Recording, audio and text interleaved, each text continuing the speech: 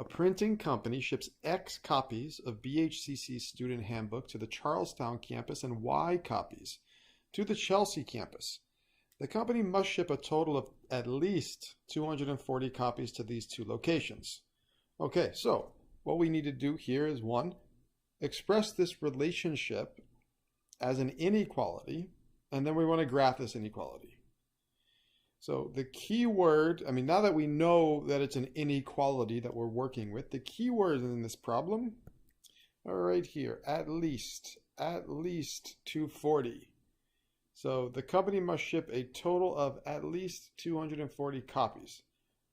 At least means equal to 240 or more. So at least 240 is 240 or more. So we know that the total number of copies,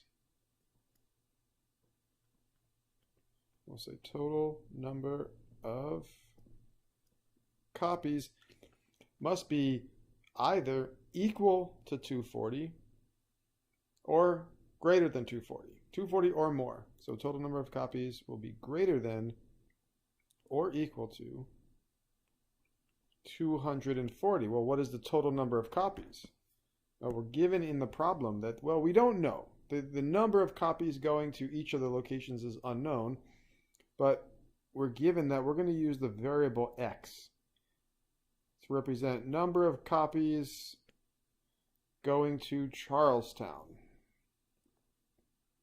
And we're going to use y for total number of copies going to Chelsea. So the overall total number of copies should be the number going to Charlestown plus the number going to Chelsea. So that would be x plus y is greater than or equal to 240. And I like putting these inequalities when possible into slope-intercept form. So this is like the y equals mx plus b, but instead of the equal sign, we'll have an inequality sign. So if we subtract x from both sides of this inequality, we get y is greater than or equal to, we'll probably want to say negative x plus 240. The reason I solve for y is because when we have our inequality in slope-intercept form, so we know the slope is -1 and the y-intercept is 240, it allows us to pick which of the four options or the four scenarios for graphing an inequality that we're working with. So we could have the y greater than or equal to the mx plus b, that's one option. We could have the y is strictly greater than the mx plus b. We can have y is less than or equal to mx plus b, and finally y could be strictly less than. So we have these four options: greater than or equal to, less than or equal to mx plus b. So if we are graphing an inequality and we have y is greater than or equal to, well, we're going to graph a straight line. That's the or equal to part. And then we shade above the line. That's the greater than part. So the line itself is the or equal to.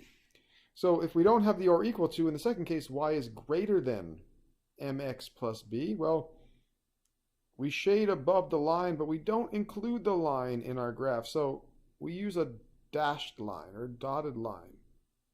So what that represents is this is the beginning of the solution, but the points on this line are not part of the answer. So we just shade above the line. So for greater than, you're shading above the line.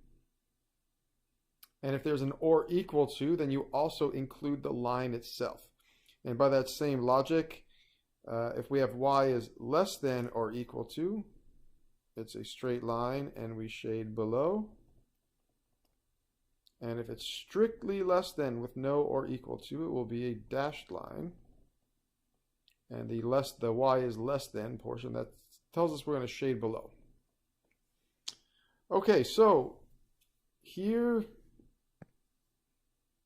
is our inequality. Now, if the directions only said set up an inequality, you could have stopped at x plus y is greater than or equal to 240. But since we're graphing,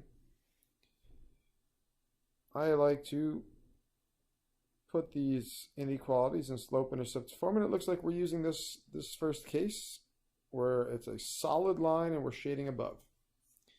Okay, so the y-intercepts, that would be positive 240. So let's see, it looks like we're each line, each dash on this axis looks like it's 10. So 200, 210, 220, 230, 240. Okay, 240 looks like it's about right there. And the slope of -1, so down 1 over 1, and that'll put us right at 240 on the x-axis. Now notice I only have the first quadrant because negative values, negative x values and negative y values, they don't make sense in the context of this specific problem. Can't have a negative number of handbooks going to either location. So the x values have to be positive or at least non-negative. They could be 0 or positive. Same thing with the y values, and we're going to shade above.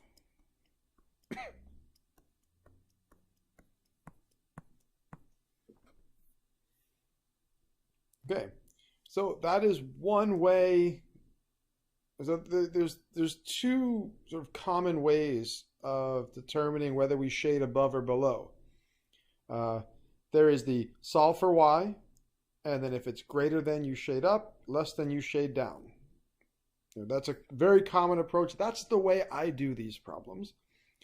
Another way of doing these problems is rather than solve for y, you just leave it in the x plus y is greater than or equal to 240 part, and then you pick a point, a test point somewhere in the xy plane, and plug that in for x and y, and see if you get a true statement or not. If it's a true statement, that's the area you shade. If you get a false statement, you shade the other area. I'm going to use the method that I prefer, the one that I use in class, and that is to solve for y, and then if there's an or equal to, it's a solid line. If there's not, it's a dashed line. If it's greater than, you shade up. If it's less than, you shade down. So any point in this two-dimensional region works. So for example, say right here, that would be the point 150 for x.